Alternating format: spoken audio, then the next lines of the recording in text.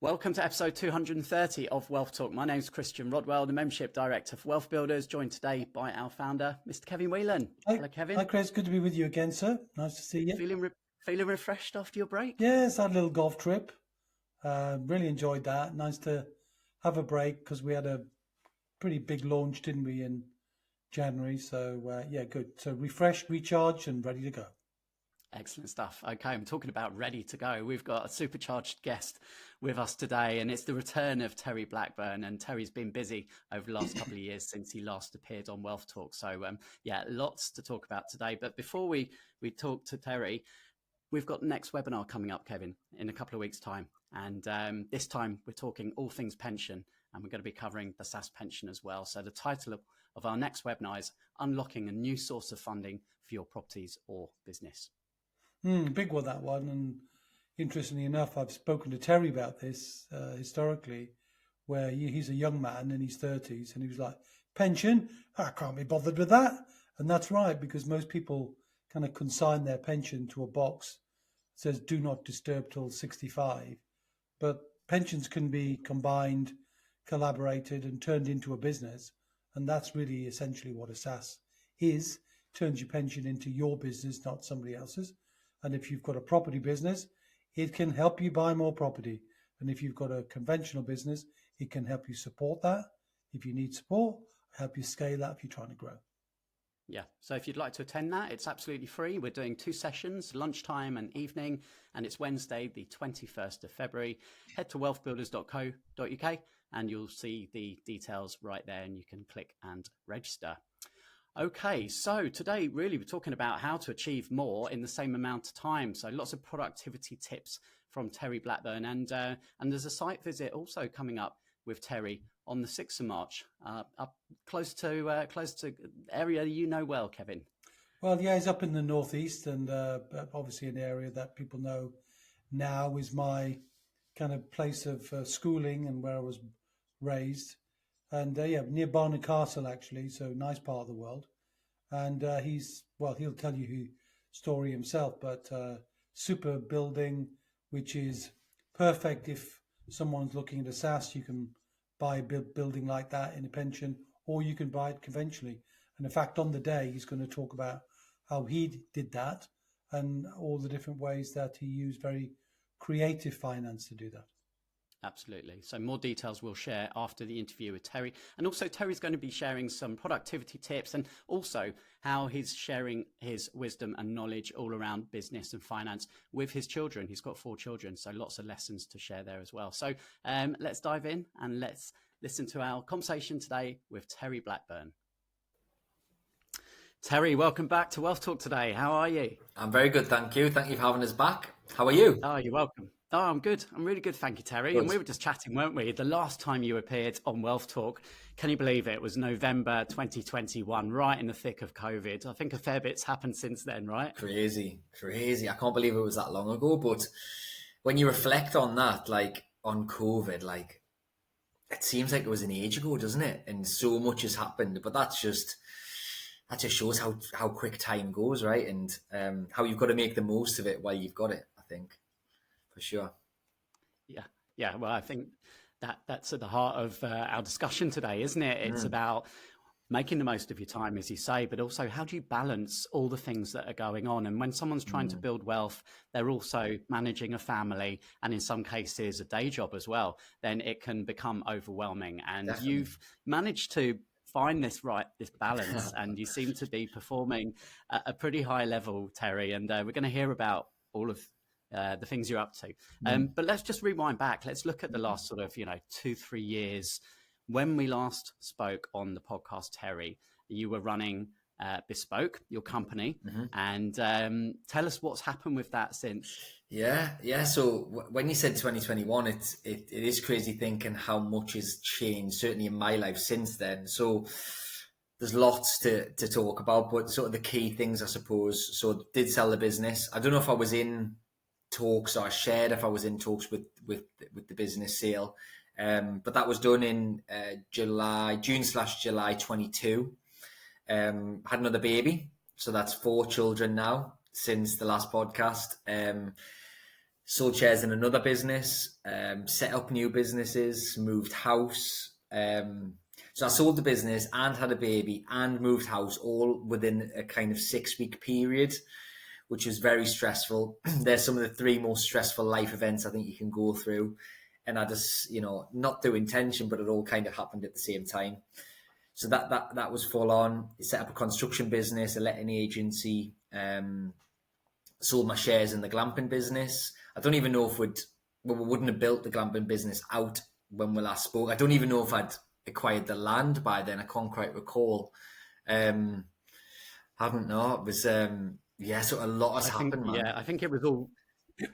Yeah, I think it was all really, really early stages back then. Was it? Obviously, you were kind of involved in property, but not quite to the extent that you are now. Yeah. And I'll just quickly mention, because we've got we're actually coming up to see you, aren't we? So we've organised a WealthBuilders event to come and look at one of your properties. Hotels. So tell us a little bit about that. Yeah. So that's another business that I've acquired since, business and property that I've acquired since we last spoke. So that is a 17-bedroom hotel.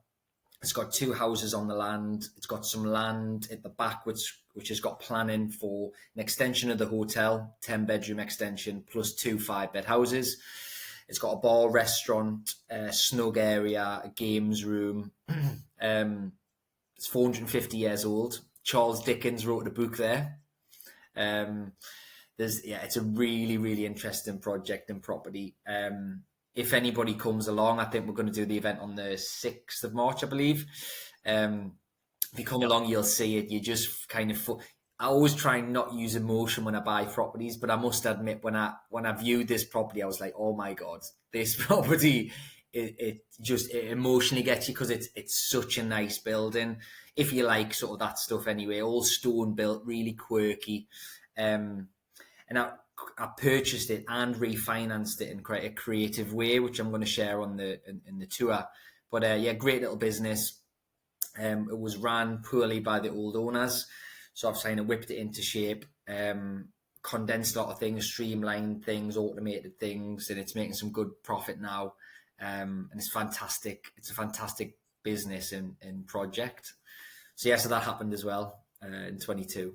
So it's all going on. Yeah. So we're looking forward to coming up and seeing you, and you'll show us around, and then we'll sit down and we'll talk through some of the numbers and find out exactly how you structured that, as you say. And that'll be a really, really good site visit. So we'll be sharing more details of how you can join us on that. I'm curious as well, with the sale of that business, Terry, how did, people talk about selling a business and going to have the freedom, going to have the money, but there's some things perhaps that you don't appreciate until you're actually in that moment afterwards, looking back. Tell us, what was that like for you? What were some of the learnings perhaps from that? Yeah, I mean, I've read books on people selling businesses and people lose themselves a little bit. And I thought that won't happen to me. I honestly thought selling a business and getting a sum of money like that, I thought it was utopia. You've made it, you can sit back, you can chill, retire and all this stuff. And that couldn't be further from what I experienced anyway. So I always had, for the 9 years I ran that business, I had a sales meeting every Monday, 10 o'clock, called it Motivational Mondays. So I ran the sales meeting, buzzed everybody up, J'd them all up. And the first Monday after the sale, I was like, this is a bit strange. I haven't got my Monday meeting. The second Monday, I was like, oh my God, what have I done? Have I done the right thing? Like, what? I've lost a bit of my identity and my structure. And I did actually love doing it. I love speaking. I love doing sales training and motivating people. So from at that point, I was like, have I done the right thing? Should I have done this? But it's too late at that point, of course. So I experienced it. It's quite a strange feeling. Certainly, if bear in mind, I had lots of other businesses at this point as well. So it wasn't like it was my own thing, my only thing. I can imagine if that's your only business and you sell it, that must be quite tough, because it was part of my identity, it was part of who I was, and it was a big part of my life. And then when it's kind of stripped away, even though got a large sum of money, it did kind of, I can't really explain it any more than that. It's just a real strange feeling. And the only way I sort of got around that, again, I started to read, started to listen to podcasts, read books, all of that on people who've experienced something similar. And all of the content I consumed were kind of saying, you've got to reinvent yourself.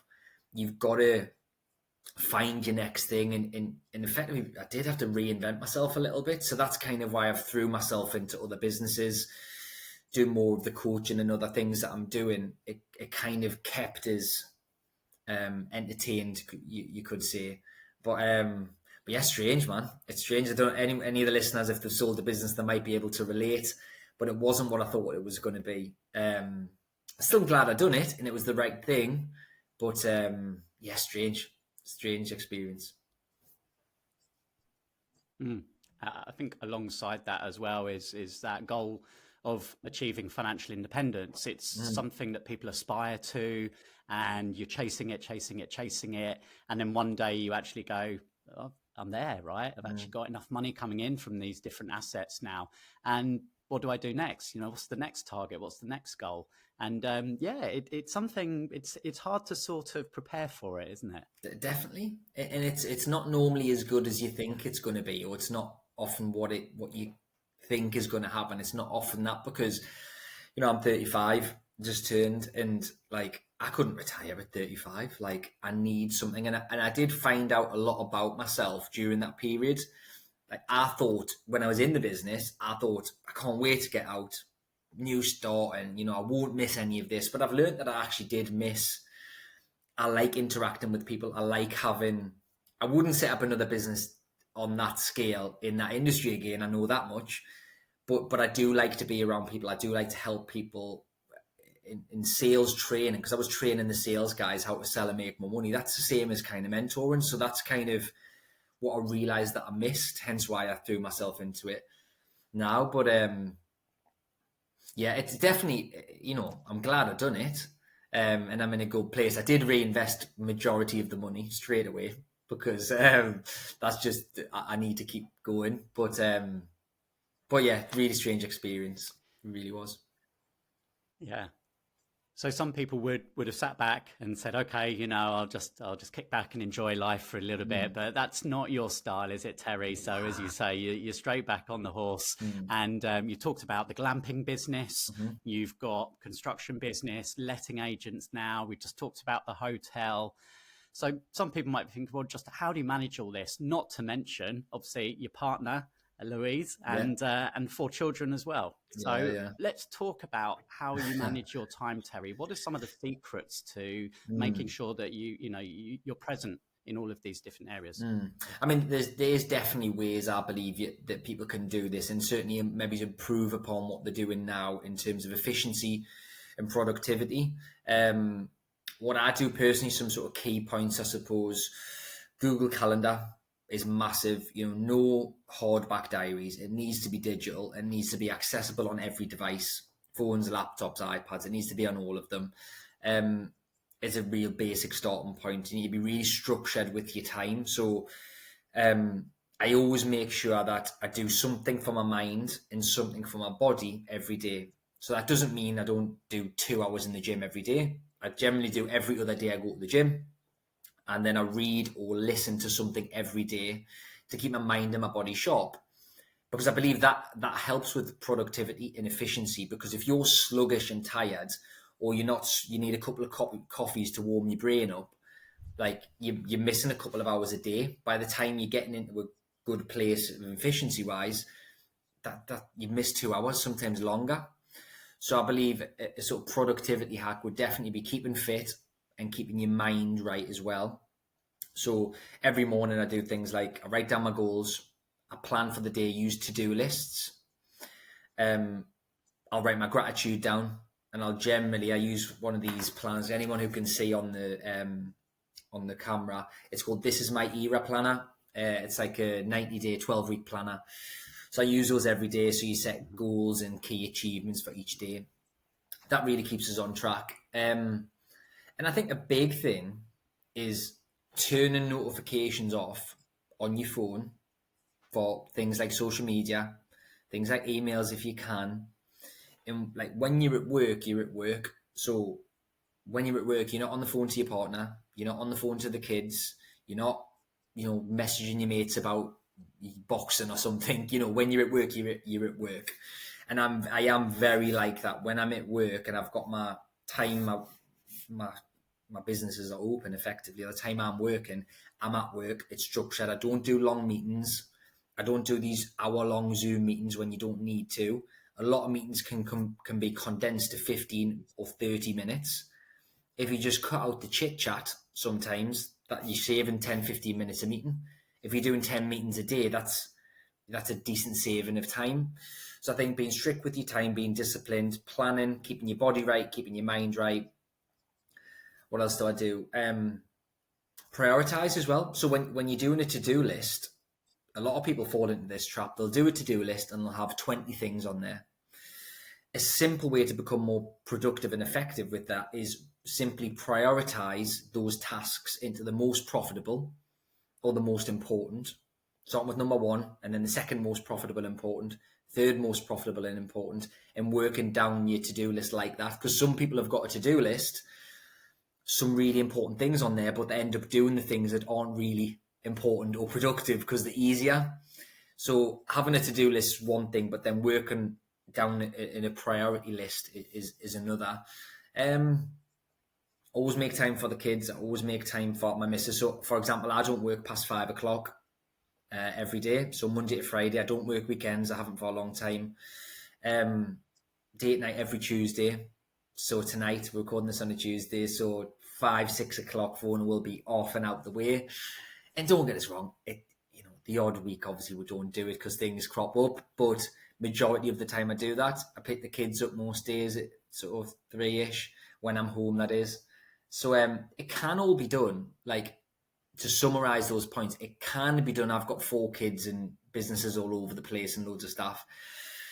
It can be done all at the same time, but you've got to be disciplined and strict with your time. There's no way you can do it if you're here, there and everywhere, if you haven't got a PA or a VA, if you haven't got key team members helping you with key areas. You just can't do it all by yourself.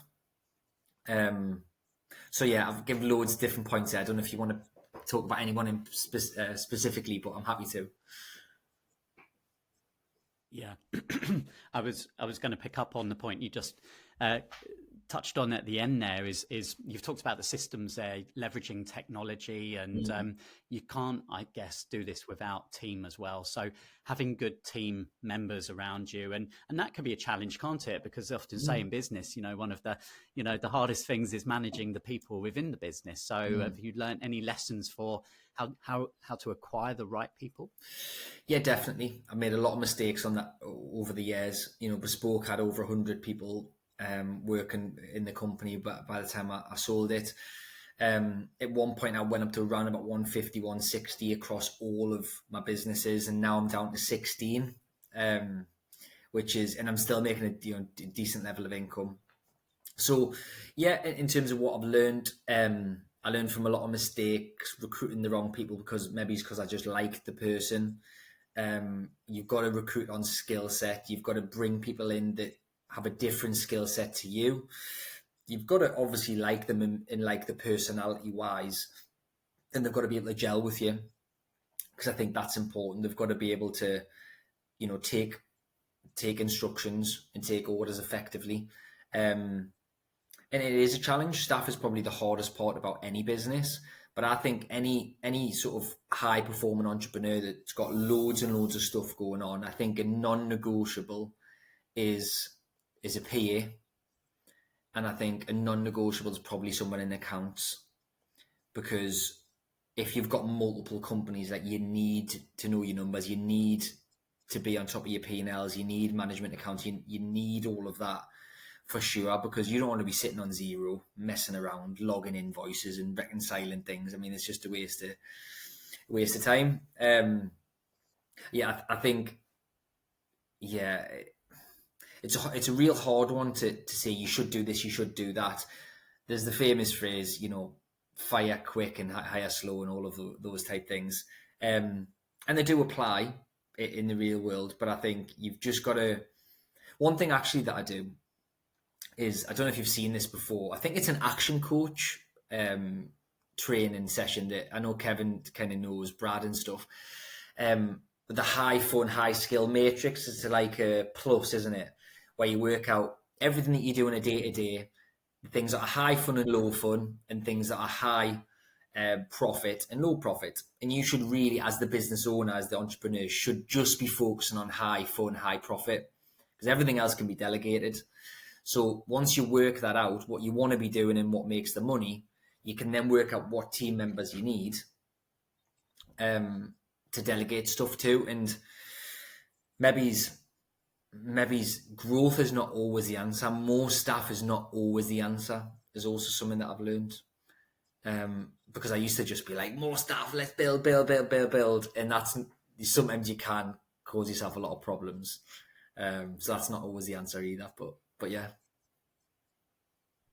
Yeah, no, those are good tips. And, in order for most people listening to this, Terry, they'll be on a path towards either financial security, so making sure they've got enough coming in to cover the essential outgoings every month. But once they've achieved that, then it's on to financial independence, to have enough money to really live a lifestyle of their choice without compromise. And recurring income, how important has that been to you when you've been looking at businesses or deals to make sure that there is that high degree of income?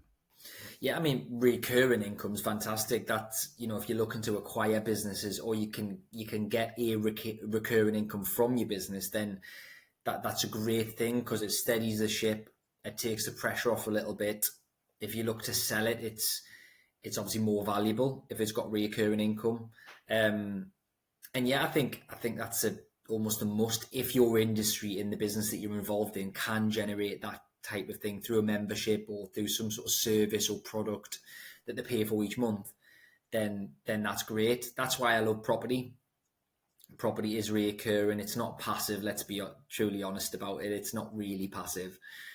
Some strategies are more passive than others, but yeah, that's why I like property, because I've got my business income that's flying in, which a lot of the time is I've got to do stuff for it through me and the team, and I invest the profits into property, which ticks along and then produces some recurring income. But yeah, I'd highly recommend that for anybody wanting a good quality of life. If you can get recurring income, it just makes your life a little bit easier. I think it takes the pressure off a bit. And, who doesn't want to get paid for minimal work, right? That's surely what everybody deep down wants. Yeah. So we've heard a bit about the businesses, Terry, and I know we're scratching the surface because there's so much more we could be talking about with your various businesses. But moving on more to look at how you balance the family side of things, and also to understand a bit more and get to know who are the members of your family. I mentioned your partner, Louise, and she's also very entrepreneurial, isn't she? Yeah. That's another factor that sort of would go against traditional thinking of, me not being able to do all the things that I do. She's got an estate agent and a letting agent, and she's got property, and she's obviously a mum, and she's a partner to me. So she's got lots of things ongoing as well. And again, it just shows that it can be done. You've got to be organised, you've got to be structured, you've got to be disciplined, and you've got to be on top of your health, I think, are the sort of overarching factors that you need to look after or consider. But yeah, in terms of, did you ask how do I balance it all? Was that your question there? Well, let's get on. And yeah, so partly, and also I'm interested to hear how all of this entrepreneurial flair is passing down to your children. How are they sort of picking up on everything that you and Louise? And get your views on this. Yeah. So I mean, how do I do it? Kind of following on from what I said earlier about the structure, the Google Calendar, time blocking, and making sure I'm looking after my health and my mind. And then it's very much, I think, just being pretty ruthless with your time and being organised and structured and setting goals daily and making sure you're keeping on top of them and not wasting time on low value, low fun tasks. I think that's a key point for anybody, because everyone's situation is different. So I think if you can do that, you're going to start to achieve more in the same amount of time that you've got. Maybe he's doing email. Like a good tip, actually, my PA does my emails once a day. Well, she she monitors them daily, but I respond to my emails once a day. If it's urgent, she'll send us a WhatsApp, you need to reply to such and such. Because let's be honest, most emails can wait a day. Like, they can. If it's urgent, they'll ring you anyway. So the only notifications that come through to my phone are my WhatsApp and phone calls, nothing else, because and then in between my tasks, I'll only respond to them, unless I've got it in my hand, of course. So I think that's how to balance it, I think. And I suppose intention is a big thing here. You've got to want to spend time with your partner and want to spend time with your kids, because if you don't want that, you won't do it. But a question that I would put to anybody thinking like that is, like, if you have, let's say if you've got £1 billion in the bank, like, once you've done the holidays and you bought the houses and you bought the cars, what are you going to do with that money? And it normally boils down to spending time with your partner, spending time with your friends, and spending time with your family. So if that's what you do, if money was no object, why don't you just do it now? Like, I think there's a great book. I think it's the 7 regrets or the 10 regrets of the dying. I don't know if you've heard that book or read that book. And it's all about, like, quite morbid, but they interview people in hospices and they were on the deathbed, and nobody said, I wish I worked more. Most people said, I wish I spent more time with my partner. I wish I didn't do this. I wish I, spent more time with the children or spent more time with friends. So it's all going to come to us. So why don't you act that way now and still spend time with your family and your partner and your kids, as well as earning money? So that's that. What was the other 2 parts of your question? Apologies. Well, I'm just really moving on to I guess the children now, Terry, Kids, yeah. Because they range in age, don't they? From I think 11 down to 1. Obviously, Baby Hunter is the most recent addition to the family. Tell us about your four children there, Terry. Yeah, so 10-year-old, an 8-year-old, a 7-year-old, and a 1-year-old. So 3 boys, 1 girl. So I've got my hands full. The girl is very sassy and very coming into teenage years, where she's like doesn't want to cuddle dad anymore or any of that. But they're a challenge, man. Let's just call a spade. Like, it's hard. Like, it is hard, man. And I think anybody who's a parent can relate to that. It is very hard. Like, Christmas, we had all the kids. It was chaos. We're taking them on holiday. It's chaos. But it's. Somebody said, I heard a lady say this at an event I was at, and I think she had a couple of kids. And she said a phrase that always stuck with us, and I've used it myself a few times since, which was, kids aren't the reason why I can't do this. Because a lot of people say that, I can't do that business because I've got kids, or I can't buy that many property because I've got kids. But she said, they're the reason why I will do this. They're not the reason that I can't do this, the reason that I will. And that always stuck with us, because, like, it's the same situation, but you can just look at it differently. You could look at children as your fire and your reason why you're going to make loads of money and do all these businesses and set yourself up for whatever type of future that you want. Or you can look at them as a hindrance. And when they're crying and they're moaning and they're kicking off, like, you do sometimes look at them as a hindrance, don't you? And when you're stressed and they keep you up all night, you get a bit stressed. But that's the way I look at it. They are part of my reason why I'm pushing so hard and growing the businesses and making money, so I can give them a life that I never had. But I don't even want to gift them anything. I want to make them work for it, which is another challenge I haven't really came to yet. But yeah, so it's hard, but it's all worth it. Wouldn't change it. So yeah. Well, yeah. So Terry, you're 35 years old now. You had your first child, Ellie, when you were 24, and you started your first business when you were 19. So, still a young man now, but, really young at the beginning when you had to manage all of this. And, when Ellie, obviously your first child, was there a time when it really hit home that your purpose, your ambitions when you were 19, starting up your first business, and then suddenly you're holding your first baby? How did it change, things for you in terms of your mindset? Yeah, definitely. I mean, I went like self-employed when I was 19. So I was like a sole trader. Then my first like limited company was Bespoke, which is when I was 24. It was actually, I think it was just before she was born, or maybe 6 months-ish before she was born. Maybe it was something like, I remember it being a similar time that I had Ellie and set up my first business, and I was very, very focused at that time. You know, it's quite a few years back. I was very, very focused on money and success at that point, and I did neglect the family a little bit at that point because I was so focused on in the pursuit of money and success, and I do regret that a little bit, just being honest. But you know, I learned from it, and as I've had more children, I've realised that, you know, I don't want to miss out on stuff again, and I am definitely different as a dad now than I was back then. But I'll always remember when the first time she called us dad, that was like, I was like, wow, I'm a dad. Like, so it wasn't necessarily when she was born. Obviously, that was amazing. And the first time she opened her eyes and looked at us, I was like, my God, like, it's not just about me anymore. Like, I've got someone to look after. But it was when she was about one-ish when she called us dad, and looking at us, and she associated the word dad with me, and I was like, oh my God, like I'm a dad. Like, shit. Like, I need to, yeah, I've got to provide now. So that was a real turning point for me. I remember specifically. Yeah. Yeah. And then your first son came along. Yeah. And didn't you have another sale going through at that time? Yeah. So when Theo was born, busy period. Yeah, when Theo was born, I was selling the Mortgage Genie, so that was a really stressful time. So then I was like, when she was pregnant, the ex-partner I was pregnant, I was like, this time I'm going to be more available, I'm going to be more around in all of this, and that didn't happen really because I had a big sale going through. That was the first time I sold the company.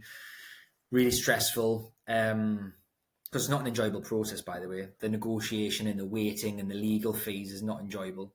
So I had all that ongoing. And then fast forward to recently when I had Hunter, my youngest, who's 1.5 now. Like, I'm much more like, every night I'm home, I put him to bed. Almost every morning when I'm home, I take him to nursery, and was kind of split the pickups. But I'm much more available. And I'm much more present with him, which I'm glad that I'm getting the opportunity to do. Maybe if I was stuck in growth mode, I might not have had an opportunity to do that. But yeah.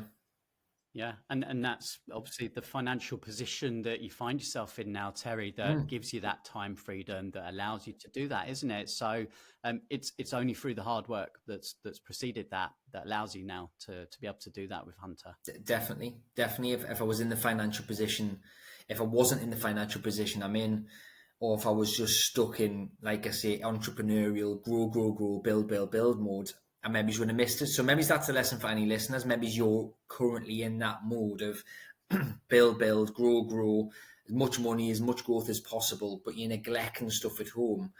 If you can, I would advise it. I'm certainly glad that I've done it, is just spend more time with them, because the only young once, you know, most people have heard someone who's typically a bit older than them say that to them, right? Where they say, you don't want to miss out, it goes too quick. The growth really, everyone's heard them phrases, and it is true. I'm lucky enough to have a sort of fourth go, you could say, a fourth bite at the cherry, you could say, and make sure that I'm there. And yeah, hopefully someone listening to that might just realise, you know what, I should be spending a bit more time with the family, and and do it. So I'm keen to hear, Terry, some of the things that you're doing with children to help, I guess, share some of this entrepreneurial knowledge and see how they're picking up on it and how you're involving them, where you're having these conversations about money. But just before that, what was your experience as a child growing up with your relationship with money and finance? Did you have a financial role model in your life? No. I've been asked this question before. So we didn't have any money growing up. I grew up in Throckley, Newcastle upon Tyne, if anyone knows where that is, in a block of flats, which wasn't the nicest area until I was about 10-ish. But no, I had no money growing up. And then my mum set up a business, started to do well. We moved out of the flat, and then she lost it all. So I kind of experienced nothing, something, and then nothing. And I think that sparked my interest in money and business, and I wanted to protect myself, so that never happened to me. And so I think where property came in, but no role models, no first real person I ever listened to speak about money was Brian Tracy when I was 19, and that just that was a switch in my brain. That was like, wow, there's something else here to this world. So, but yeah, in terms of what I'm doing with the kids, I know I spoke about this previous to this call. It's a hard one, right? That's why I love what you guys are doing, because nobody's really saying this is what you should do and this will result in this, right? Because nobody really knows. Because you could teach your kids certain things, but they still might not turn out very well. So it's kind of a hard one, and I think you can only do what you think. And I think that's why this Wealth Builder for Families thing is so good. Why I want to endorse it is because if we can, if you guys, however it's structured, can come up with, do this, and you've got a strong chance that your children are going to be financially sound or good with money, I think that would be an amazing thing if you could come up with that. But the things that I'm doing are like, so when we go to the hotel, I take my kids there, once or twice a month. And when I first started to take them there, because they love it, it's like Dad's hotel, and they run around and they speak to everyone. They think it's great. But then the first few times they were there, I watched them, and obviously there's a restaurant there, so they were ordering what they want on the menu, and they're ordering loads of stuff. And my daughter saying, I want steak and prawns and all this. And I'm like, she's 10. And then she was getting the food, eating the food and all this. It always says thank you and stuff, which is important. But then it started to become like, I want this, and this, and then, and I was a bit like, no, I can't have this. You don't just expect it. I said, I'm still paying for this food. I still pay the bill. Even though it's my business, I still pay money into the business. I went, you can't just take this for granted. So I tell you what, you're going to wash the dishes after this. And I went, yeah, you're washing the dishes. So I made them go into the kitchen, put the pennies on. I've actually got a picture somewhere. Put the pennies on, and I made them wash the dishes. And they were whinging on, why do I have to do this and all this? So I was just trying to explain to them, like I didn't have this when I was your age. And the reason why you have to do the dishes is you have to work for things that you want. So if you want to come here and enjoy yourself and run around and play and whatever, and you want to eat food for free, you need to understand that that doesn't happen in real life. You need to work for things that you want. So I do that. I'm actually I only decided this last week, but at the Ancient Unicorn, where we're going to do the tour at the hotel, we're going to do a car boot sale once every month. And this is what the team came up with at the Unicorn, just to get more people in the door, because there's land at the back so people can put the stalls up. But what I'm going to do is I'm going to make the kids go, and I'm going to make them sell the toys. And I'm going to say to them, we'll go halfies on the money, because I bought them in the first place.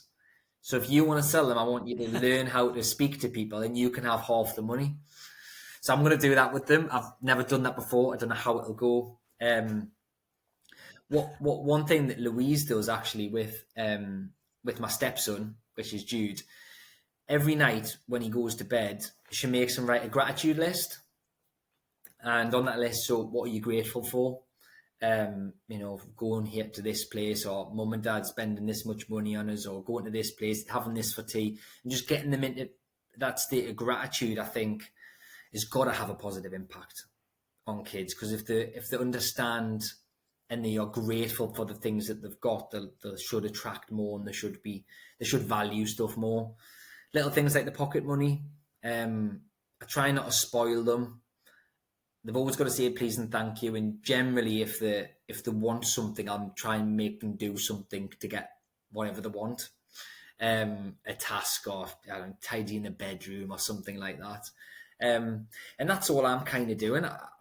Again, I think who knows what the right answer is, but one thing I know is not the right answer is to spoil them and to gift them everything. I really believe that's one of the downsides of becoming wealthy, is because they expect things, don't they? And they kind of, they get used to a certain quality of life, don't they? Used to going certain places. And if they just then expect that, then they could become one of these entitled brats, couldn't they? And want to live off mum and dad for the rest of their life. So that's certainly my view on it. Whether it's right or wrong, I don't know, but that's my view anyway. Yeah. And children growing up in the digital age that we are now, Terry, often parents worry that they don't understand the true value of money because they don't actually see it. Everything's just tap, tap, tap. So are you using cash? Are you giving them pocket money in coins and tangible assets? Yeah, so they've all got a little safe, just from Argos, wherever it was from, with a little code. So the pocket money that they get in cash, they put in the little safe. And I encourage them. So if we're going somewhere, I'll say, well, do you want to take some of your pocket money if you want to buy something? Sometimes they'll say yes, sometimes they'll say no. Or sometimes we'll go somewhere and they'll be like, oh, well, I want that toy, but it's 50 quid. And I'm like, well, yeah, you've only brought 30, so I'll give you the 20 if you give me the 20 back out your safe. Or do you want to save up, or do you not want to get it? And try and get them to understand that they can't just have everything. I play Monopoly with them. I play the kids Monopoly. They seem to like that. Although I'm very competitive and I don't let them win ever. And I won't change that because I'm too competitive. But I also think that's important to, like, why should they win?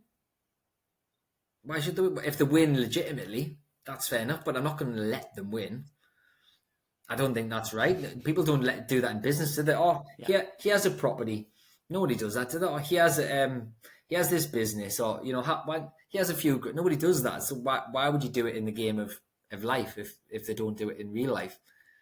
So yeah, that's what I do anyway.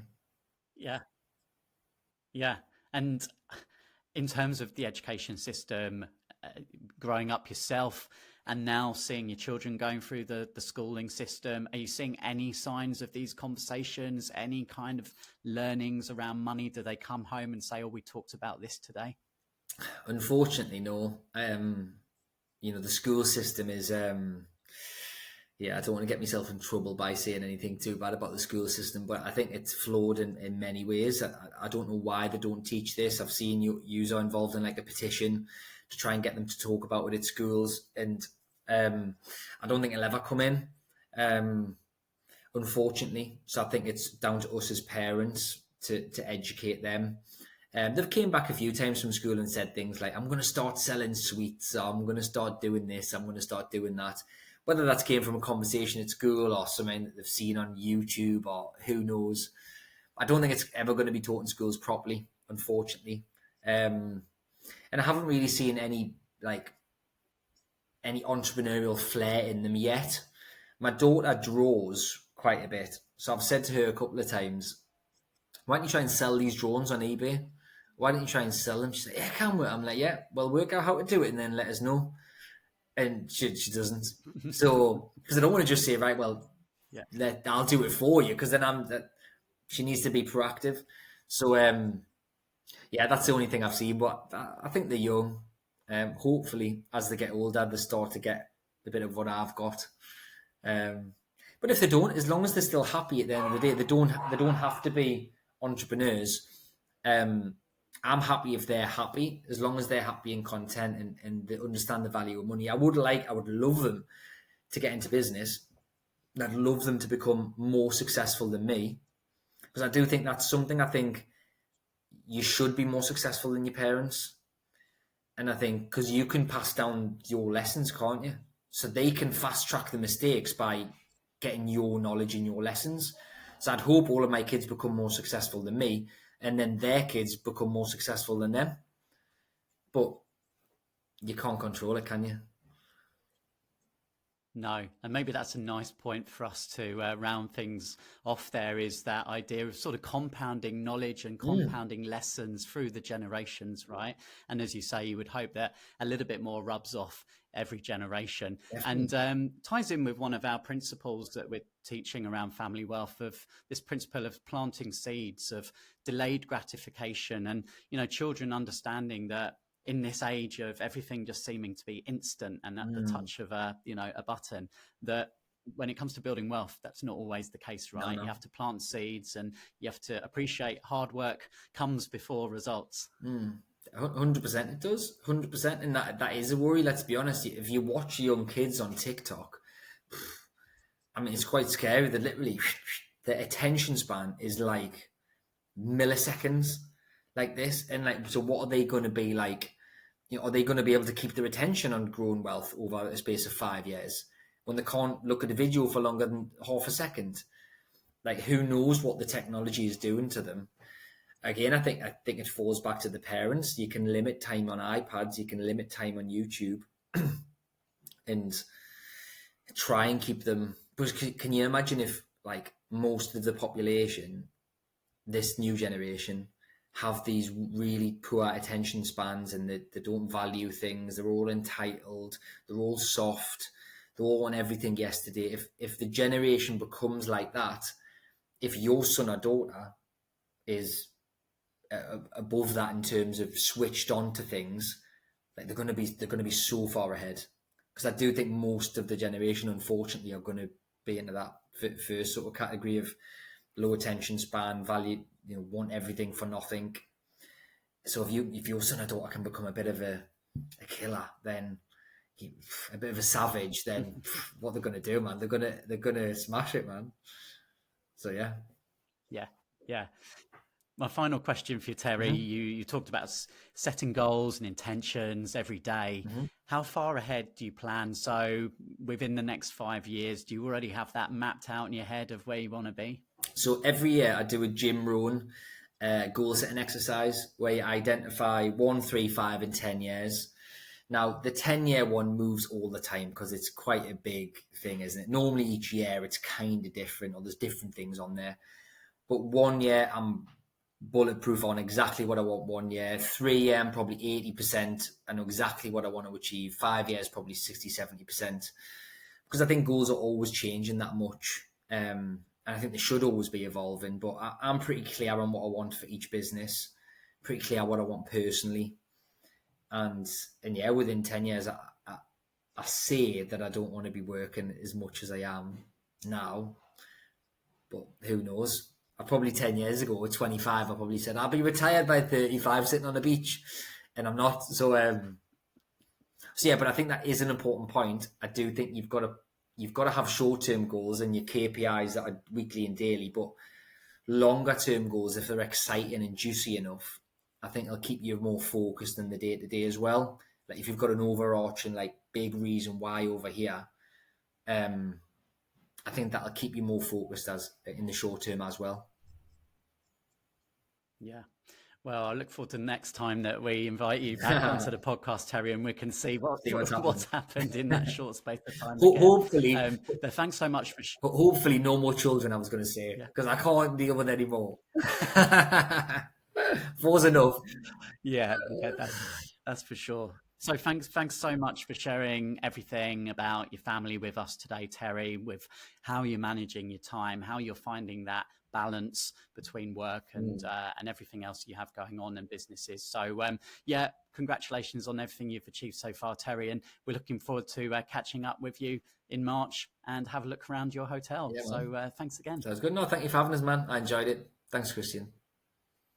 Terry's always good value for money there, Kevin, and he certainly wasn't short of ideas for us today. Well, lots to unpack as always with Terry, and such an enthusiastic young man and a go-getter at every aspect in terms of how he works hard, plays hard, and looks after himself as well. As you can tell, the health wealth thing came up loud and clear there, and all fair play to him. Okay, just before we go into some of the lessons from the conversation there with Terry, let's read out one of our latest reviews from Trustpilot, and it ties in actually with SSAS, which we've got our upcoming webinar taking place on Wednesday, the 21st of February. So do register for that. And the review, it's from Ju, J-U. And Ju says, setting up and running a SSAS presents a minefield to navigate, but WealthBuilders, along with their training, helped me not only understand a SSAS pension, but assisted with its creation via an administrator. And if you're looking to enter the world of SSAS pension and need educating, these are the guys to speak to. Good to hear that from Ju. And we're pleased. We've helped thousands of property investors in particular, because property is an expensive asset. So turning pension money and certainly combining it for more and more buying power, very powerful way to be able to acquire property that otherwise would be left you just simply unacquired and not part of your asset base. Now, one of the things that we hear all the time, Kevin, when we're speaking to people about wealth building is a lack of time. And Terry, I think, has proven that if you put your mind to it, if you're efficient, if you've got some processes in your life, that you can juggle building a business, building a property portfolio, having a family, and still enjoying all of that as well. So we all have the same amount of time. We know this. We hear this a lot. So some good things. And for Terry, it all began in quite humble beginnings for him. So it's not, he said he didn't have a financial role model necessarily, but the catalyst for him was listening to Brian Tracy, and he's gone on to achieve great things, and still only age 35. I think catalyst is an important word, Chris, which is the stimulation from moving an object of rest. You know, if something stays the same, stays flat, doesn't move, something needs to interrupt that pattern. And that can be a book, it could be a person, it could be an inspiration from any direction. And all I suggest is people become open to that, seek that first ROI to recognize your one relationship, that's the R, opportunity, that's the O, an idea, that's the I, whether it comes in a book, a podcast, wherever it comes, seek it out and be curious, because once you make the decision, and it's in the decisions that's key, once you make the decision to choose wealth and certainty over trading time for money and uncertainty, the world will move in your favor. So I just encourage, if Terry's your catalyst, act on it. If we are your catalyst, act on it. If your spouse or partner is your catalyst, act on it. If someone who died or got ill and you realize life is for living, act on it. Find a way to get a catalyst. Don't stay stuck. Thinking about wealth, take some action. And so much has happened in the last couple of years for Terry that he almost struggled to remember everything that he's been up to there with hotels and glamping sites and selling his business. And that was one aspect that was interesting, actually, selling a business that he very involved in every day for 9 years. And he talked about losing his identity and losing that team because he had over, well, he said, nearly 150 employees at its peak.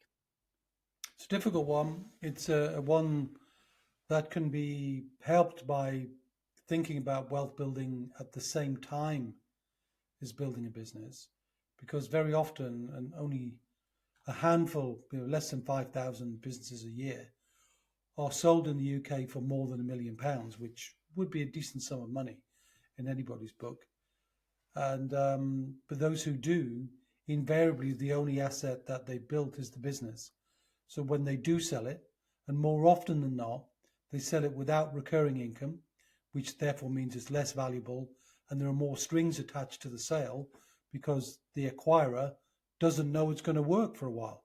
So you're often tied in either as an employee or a consultant, where the deal is paid in 2 or 3 different stages, something up front, something in the interim, and something at some end point. Whereas the more you can create recurring income, the greater the stability of the business, and therefore you don't need these really long, challenging earn-out clauses, because the predictability is in the recurring revenue, not in the work that somebody has to do to generate it, because the business isn't dependent. So that's number one. The second point is, if you're building wealth at the same time as building a business, so taking some of the profit, which is temporary, and turning it into an asset which is permanent, then when you do sell your business and you lose the identity of the business owner, you're now a business owner of the wealth of your whole family, because you've got the experience of knowing what to do, because you've been making investment decisions as you built your business, rather than waiting till one day when all of a sudden you might feel very nervous, very uncomfortable, feeling like a newbie, when in the past you were absolutely the expert. And that leads nicely on to the final points Terry discussed about passing on the lessons to his children. 4 children there. And important for Terry that they are not entitled, they're not spoiled, really passing on that value of you must work for what you want. And did some interesting things in terms of when they're selling toys, making sure they split the money because he's the one who bought the toys, but also talking about that keeping money tangible. And I love the idea of them all having their own little safe. And I love that. Never heard that one before. I mean, look, everybody's parenting style and views about pocket money, working for money is different, right? We're not saying, and Terry certainly wasn't saying he was right. In fact, he said nobody knows what's right, and he's absolutely correct in that. Because you don't know what's right, you do what you think is right, but be open to ideas that come from other people, which could be, oh, wow, now I know that. That's a good idea. I'll use that. And that's the benefit of community, which is why so many of our parents are sharing the lessons they're learning or absorbing from others. And I love the safe idea. I think it's a really cool idea to imagine a kid having a little safe with their money in, and it feels precious. And I think that could change the nature of the relationship with money. Not altogether sure I agreed with some of those things personally, but hey, that's the whole point about that, getting kids to do the dishes. Well, I'm not sure, but maybe it was more tongue in cheek than absolutely having to work for it. But you can never really tell because it's only a snapshot of a conversation. Absolutely. Well, reminder again that Terry will be doing a site visit in conjunction with Wealth Builders on the 6th of March. And if you'd like to find out details of how you can attend, that'll be up in the Northeast, then head to wealthbuilders.co.uk/events. And for Wealth Builder members, there will be discounts on those tickets as well. Mm-hmm. All right. So that wraps up another episode. Thanks again to Terry for sharing all those insights. And Kevin, you and I will be back same time, same place next week. We will, my friend. Until then, see ya.